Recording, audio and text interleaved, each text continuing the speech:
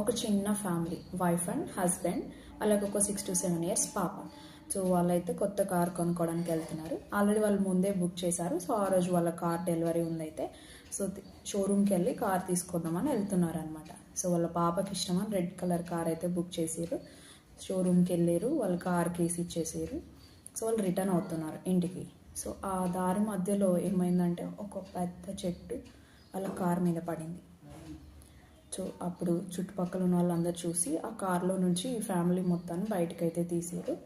లక్కీగా వాళ్ళకి పెద్దగా దెబ్బలు ఏం తగలేదు. అయితే అప్పుడు వైఫ్ అంటది, ఏమంటే ఈ కార్ మనకు వద్దే వద్దు, మనం అసలు దీన్ని ఇంటికి తీసుకెళ్ళొద్దు, మనం ఇలా తీసుకున్నామో లేదో మనకు దెబ్బలు తగినాయి, ఇది అన్లక్కీ, మనకి వద్దు అంటది.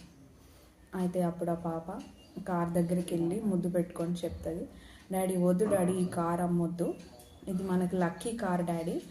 ఒకవేళ ఈ కార్ లేకపోతే మనం ఎప్పట్లాగే బైక్ పైన వచ్చేవాళ్ళం, మనం బైక్ పైన వచ్చినప్పుడు మన మీద చెట్టు పడితే మనం అసలు బ్రతికే వాళ్ళం కాదు డాడీ, అందుకే దీన్ని అమ్మొద్దు, కార్ ఉంది కాబట్టి కార్ మీద పడి ఇది డ్యామేజ్ అయింది, మనం బాగానే ఉన్నాం కదా అనేసి అంటది.